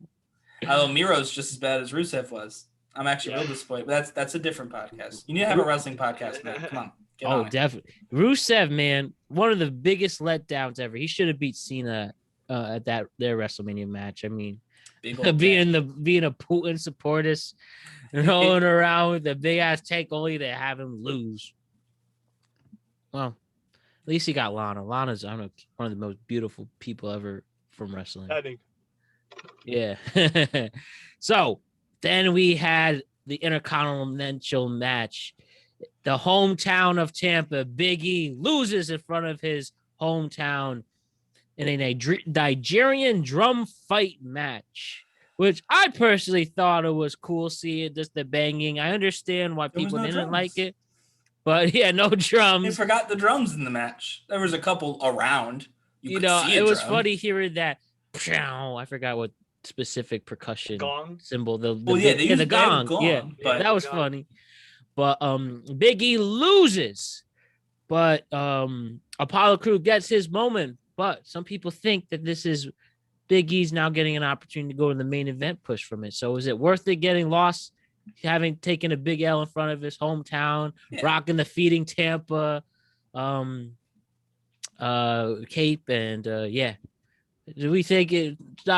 Is it time for Apollo? And then we had that guy from Raw Underground. No. Help him. They're pretending we don't know who that is. Oh, then it's just some guy. Who is that guy? It's Dabba-Kato or Babatunde. We've heard him. He's been in several Rumbles. He was on Raw Underground. He's had 2 different names. So what's the third name? Yeah. But he doesn't wear a mask. He looks the same. We just got to pretend we don't know who that is. We're like, who is this man? Who is this unlocked character? Yeah. It's just, It was this match that confirmed for me that night 1 was overall better than night 2. when not a single drum was used in the drum fight.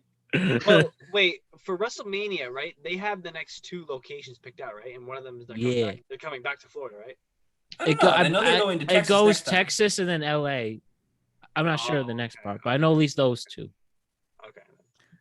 But yeah, I think it was a worth L. You know what I mean? Because he's got bigger plans. Probably Money in the Bank or something. You know. He's got to have like his own kind of rivalries just to build himself up as a character. So eventually, he could be the one to take down Roman. But, unbelievable. You know, stupid match. They did it well. It was a hardcore match, and I mean, it was a good hardcore match. It's kind of short. Yeah, I like the 5-star frog splash from Apollo. Yeah, but it was just. I mean, Apollo looked like a weasel, which I don't think he needed to do. You know, like, why did we need to debut not Dabba-Kato on this show? I don't think we did. I think Apollo should have just won. You know what I mean? I don't know. Yeah, I agree. And use a drum. Don't call it a drum fight and then have no drums. No one was playing drums. Nobody was using drums. You could just see some drums sort of around the ring. Just decoration. It's like the Punjabi prison match. It's just a cage match, but bamboo. Like, it's dumb. But WWE. Apollo won, so that's nice for Apollo. He doesn't usually do that. And gets his big moment. Oh man! Then when sub towards Apollo, he usually doesn't do that. He does it. I mean, this is the first time he's even had an interesting character. So that's true. And when I use interesting loosely. When they first when they first introduced Apollo, it was like, oh, this second coming of Bobby Lashley. Yeah. Look at his athleticism, blah blah blah. And then, I mean, from the moment he got here, honestly, it's just. They dropped his last name for a little bit. So he was just Apollo. Actually, now he's back. With this character, I feel like just being Apollo would have worked better because Cruz does not sound like Nigerian royalty. You know what I mean? And like they have the thing in the intro where they go, Apollo. Like, it would have been cool if he just kept the name. Like, he was just Apollo again, but that's fine. How about that, man? How about that? So then we went to our main event for the women's once and for all. Rhea Ripley beating Asuka Come on now. Rhea Ripley beating Asuka for the women's Raw Championship. Ryan, I know you are a very big Asuka fan. Tell me about your thoughts seeing your homegirl not take the gold back. Oh, she had to lose. I mean, could you imagine Rhea Ripley, 24 years old? We're all talking about how great it is. 24 years old, so young, so talented. She lost last year at WrestleMania to Charlotte. Yeah. Could you imagine, running it back and losing again? Mm-hmm. You're just 0 for 2. Like, I mean, Asuka's never won at WrestleMania either. But for whatever reason, it doesn't matter because Asuka will just get on the mic and scream in Japanese, and I'm sold again. Seriously, I mean, her promos during the pandemic were the reason why I got so into Asuka because it's just so quiet. There's no fans. And so Asuka just was the fans. And at one point, they actually had that first SmackDown without fans. Her match went so well. She came back out for commentary and just in Japanese. So again, nothing to add for real. Just commentated all of the matches along with the commentary team with Triple H and Michael Cole. And it added so much because she was clapping for things, didn't necessarily fit with what was happening because she is a bit of a crazy character. But so I like Asuka, but Rhea couldn't lose again. Or Rhea Ripley, yeah. Rhea couldn't lose again.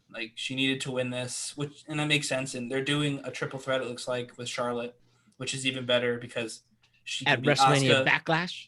Yeah, she could be Asuka and Charlotte. Those are the 2 people that she feuded with at WrestleMania. So beat them both, clean start, move on to new people. Look at that. But it was a good match. You guys have anything to add on with that? Rhea Ripley, I expected to win just because, no way they were going to make her lose 2 WrestleManias in a row. Honestly, I don't even think it really kind of hurts Asuka's character because Asuka's just kind of like a character within herself. So yeah, in my eyes, she's untouchable. You can't really bury a character like that unless you really try. Please don't. But they might. They did. Yeah. Her last title defense was October. Yeah. She held it and just did nothing from October to this weekend. Just Choose the chilling. tag matches. Yeah, It's tag like a matches, real yeah. boxing champion, a boxing MMA champion who don't defend titles for months. She went full Brock Lesnar on us. When she was there, she was just not fighting for it. Was they tried their best to make us not care about Asuka, but Asuka's too good for that. That's right. That's right. And now the final one. I've been looking forward to talking about this since that bell was rung. Need a drum roll. Definitely. We have the big main event. Again, this really is turning into, the more I think about it, my favorite match ever, because I've been Team Roman the whole way since I got back into wrestling 7 years ago. But yeah, Roman Reigns with his right-hand man, Jey Uso, and Paul Heyman defeated Edge and Daniel Bryan in a no disqualification triple threat match for the Universal Championship, solidifying his place as the top dog and making himself look like a genuinely unstoppable character now. It's funny. I've never seen this for years in a triple threat match. Why don't you just have someone that pin them both? I personally haven't seen it. I'm sure it's they don't done do that before. But yeah, he pinned two mega world champions, Hall of Famers, arguably a Mount Rushmore wrestling, two of the GOATs, and he pinned them both on top of each other. And that match, from the promo to the final bell, was exhilarating. I mean, the entrances were fun. And they were also, you didn't expect it. You have Daniel Bryan, a nice feel good entrance. Edge, it felt like a full 80,000 people in that stadium when Edge came out, and the pyro worked, and man, everything worked there. Then you have Roman. Like, literally, I felt like, wow, is there a production problem, or his character's being that much of a dick making us wait? And I guess it turned out it was pulling out the stops. I've been honestly waiting for this. I'm sure you guys have been waiting for this reception once and for all. How's Roman getting received when he's in front of the WWE fans? And I think it really sounded like the most mixed reaction I've ever heard in anything. They booed him. I mean, I definitely hear boos, but you did hear some cheers thrown there. They cheered for some stuff, but no, they're supposed to boo him now. That's the thing. Yeah. For us, we're used to booing Roman. Oh no, but no, good. Yeah. If they were cheering Roman, that would screw everything up, because then the company would be like, oh, he's a good guy again. And then it doesn't work. This doesn't work he can't do this character as a good guy. Sometimes you could take a heel character and just kind of tweak it a little, like a Stone Cold or a Becky Lynch, and make it like an anti-hero. This is just Roman's a tribal dick. Like, there's no way to make this a good guy. He's got to be a full-on bad guy for this character to work. So I'm glad that people did the right thing and booed him for the first live reaction. Like, obviously they cheered for like the big moves, because that's what you do at a wrestling match. But they booed him when he came out to show everyone, yep, we know he's the bad guy. We like that he's the bad guy. I was good with that. For sure. And like I said, this match had it all. Finishing moves. You have Jey interfering. You had spears galore. You had Edge and Roman do a double spear again. Something you would think. Roman bombs Daniel Bryan to the table too. Yeah. The double spear, for so many people who have that finishing move, why didn't it happen yet? And we saw it happen there. Then you have the yes lock / crossface on Roman, and like it was genuinely making me uncomfortable looking at Roman's shoulder blades. They looked like they were about to pop out. Did you see the chair leg in his mouth too? Yeah, then the chair leg. I mean, like, someone's gonna get hurt. And then the double headbutt. Then both guys knocked down. Concerto to Bryan. Looked like the end of his career with that one. And then getting ready to do it to Roman. Then Jey literally coming out of nowhere. I mean, looking back, I was just so focused on the match. I figured, he's obviously going to come out and do this. But, so many false finishes. Then Roman bringing him down, doing the concerto on him. And then, like I said, the epic double pin. And, this was just so much fun. Like I said, biggest Roman guy. I love him being a tribal dick. Loved him being, I was like, when we were supposed to like him. And he's single-handedly the guy who got me inspired to take fitness seriously. So I was in it. Obviously, it's just as giddy. And it's up there as one of my favorite matches ever now. What do you guys think of this big main event? I thought it was dope. I thought it was awesome. Honestly, like Hell yeah. from start to finish, like I just thought it was awesome. I think piling the two bodies on top of each other was just Yeah. badass. That was just so badass. Now when what was it? I think Edge like reversed. I don't know what it was. Roman's spear, but his shoulder looked like it just completely just. Yeah. I don't know. When they bumped shoulders in the middle of the ring, I felt like I felt that. No, but just the match overall, I was so invested in it. Yeah, just from start to finish, it was awesome. It was I like the outcome too because I'm a Roman fan too. I love Roman. He's my favorite to come out the Shield. He was the reason I got back into wrestling. It was yeah. Same here. What do you have to say, AJ?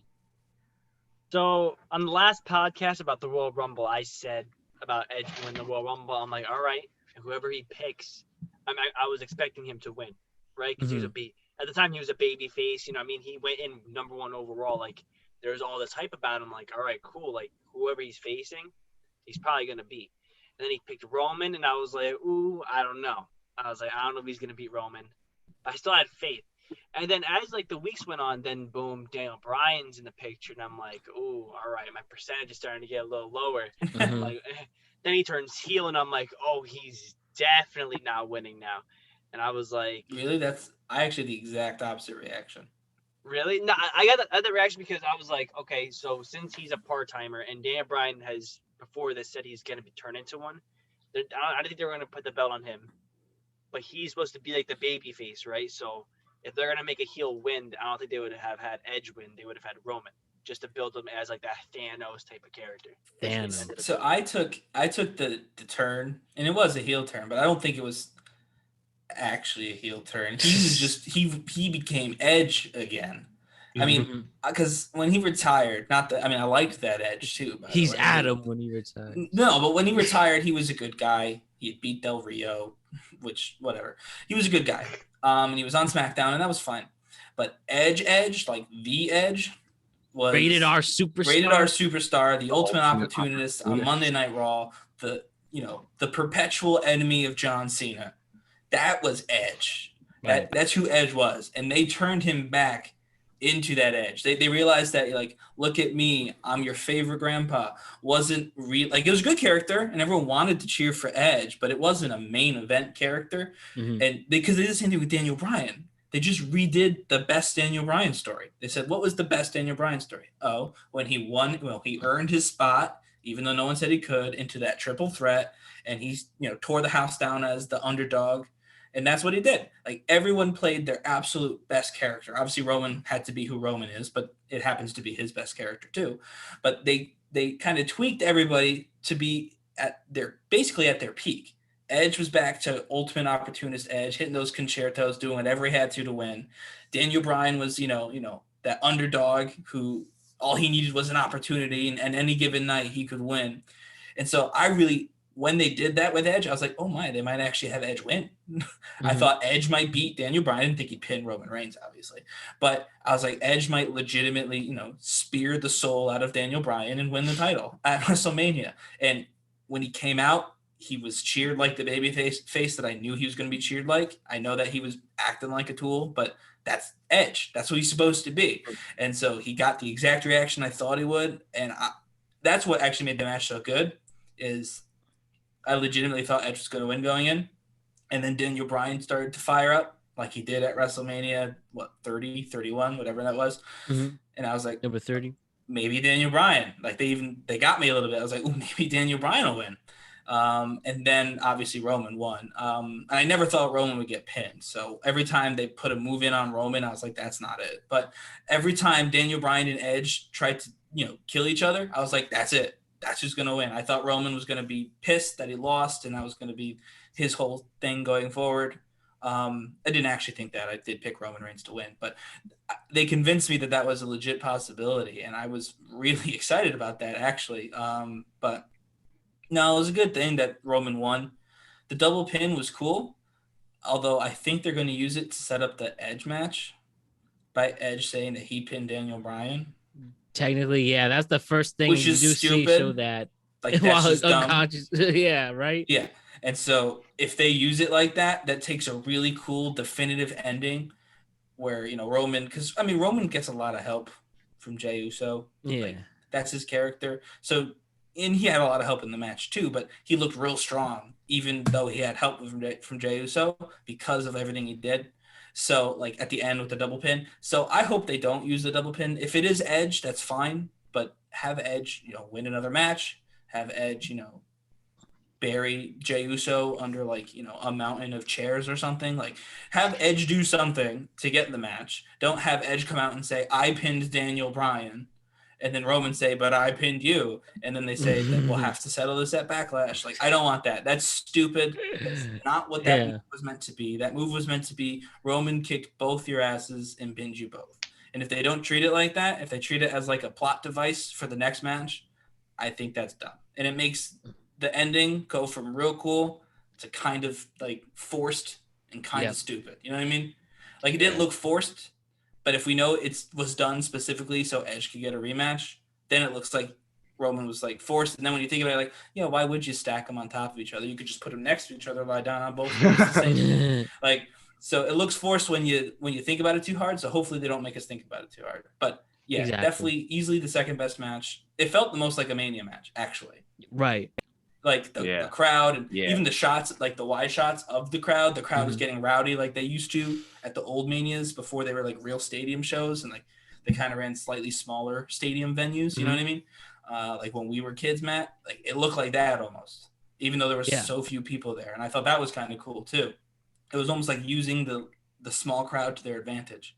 The crowd was rowdy and it looked like an old school wrestling crowd. And obviously, again, it felt like the three biggest stars in the company. Like it was good. Yeah, it felt old. It felt vintage. Like I was like watching. I was like, it started and felt like a classic just immediately. Yeah. People will rewatch that match. Like, you know what I mean? Oh, yeah, we probably will. It felt like that. Had that feeling.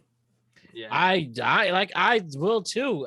You hit the nail on the head, Ryan, especially with the false finishes. Anyone coming in that match really could have won to solidify their career and help the company go in a certain way. That rarely happens. And I've said here, my favorite match ever, Rock, Austin, WrestleMania 17.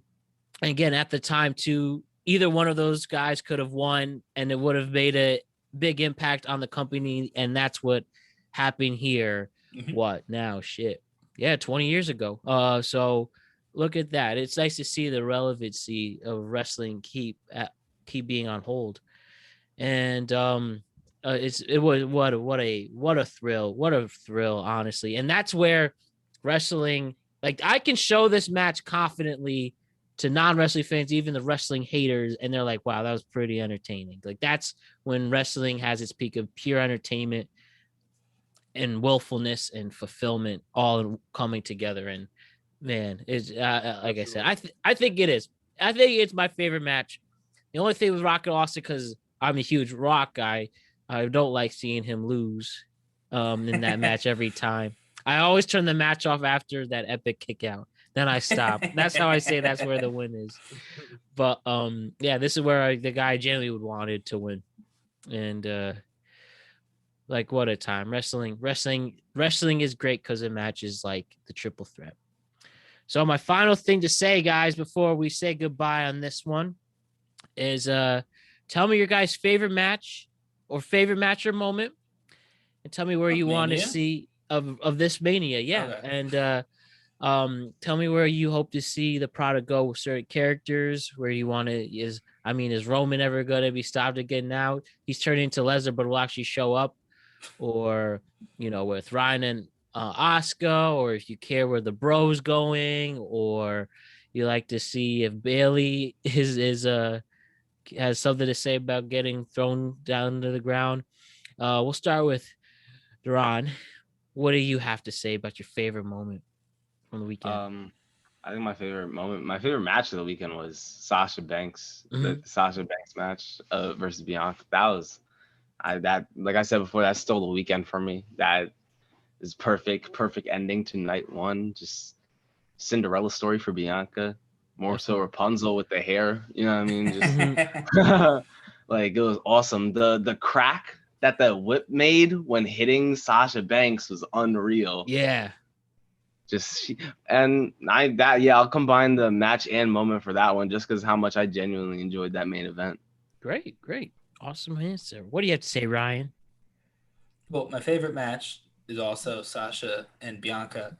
And my favorite moment is from that as well, though it's not the whip. The favorite moment actually is when it was her father, I guess, so that makes it a little less cool. But a fan jumped up onto the barricade in celebration with Bianca. Again, it was her father. But just to see, again, we didn't get the babyface, go home happy on night 2, and I get why. Because, like you said, it was basically industry defining. Where's WWE SmackDown going to go from here? A part-timer, babyface, Roman, I get it. But it's always nice when you have that moment that just sends the fans into like a frenzy. I've been to one WrestleMania exactly. It was Kofi Mania. And I obviously wasn't at Raymond James Stadium this weekend, but I have to imagine that Bianca winning that title felt almost identical to when Kofi won the WWE title. It was absolutely, it felt like Kofi Mania to me. And even though I was here celebrating, not, in there, I know what it felt like to celebrate that kind of win in a massive stadium.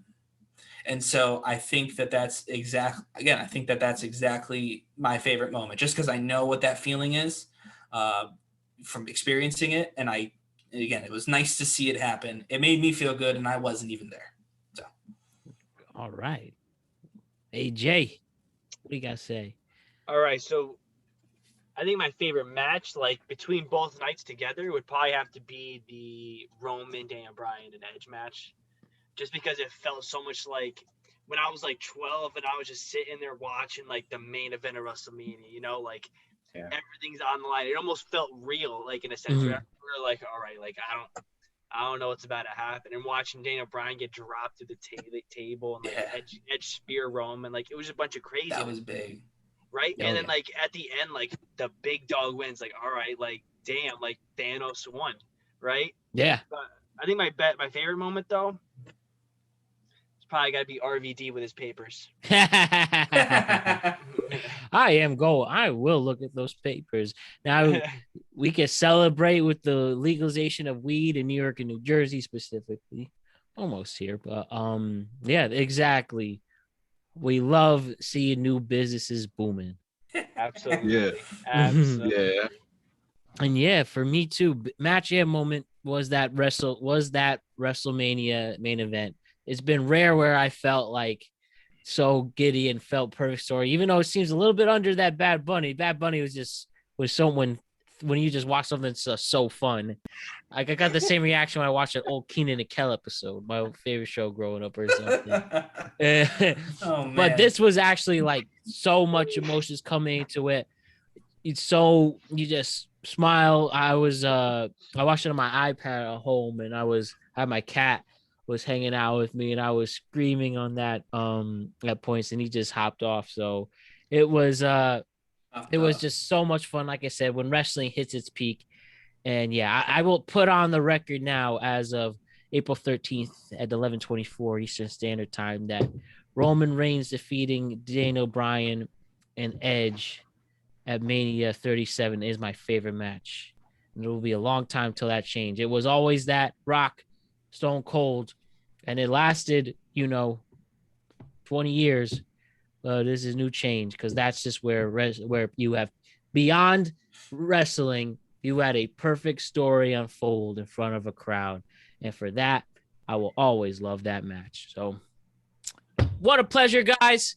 What a great time. Likewise. Guys. It's been great. Yes. Definitely we'll do this again with the four of us. Course, definitely for SummerSlam, but we have to do it one before, and that's the whole 4 months away. So Payback. We can do Payback. We'll do Payback after SummerSlam. We can do Payback. Oh, did they push it back? They changed it? Payback is so basically Backlash and Payback are now the same, but one's for WrestleMania, one is for SummerSlam. 1 second. Let me Money make in the Bank though. Money in the Bank. Where's Money in the Bank? Somewhere. Money in the Bank. Money in the Bank. June 20th. Yeah, that's a good one. Why would we do Money in the Bank? That sounds good, boys. From the That's Yingling somewhere. Center Money in in the Tampa, Bank. Florida. So we're gonna do this again on Money in the Bank in June. Nice. And, boys. I like that. Sounds good. So hopefully we get closer. We get our vaccines then. Hopefully we have a much closer world to then. But yeah, we'll do this for Money in the Bank. It's like the Avengers assembling, you know? Yeah. This is our Infinity War. We don't have Endgame until our 80s, so we'll just worry about that. Yeah, then. we don't have to fight Rome until later. Yeah. So we'll see. We'll see if Roman's still champ. We'll see if Edge is still wrestling. We'll see if Bianca's still champ. But we'll check back into June with this. But besides that, AJ, Deron, Ryan, thank you so much, guys, for another epic Nice night. talking to you, boys. Thank you. Guys. We'll see you guys very soon. Peace out. Good night. Peace, guys. Peace. Later.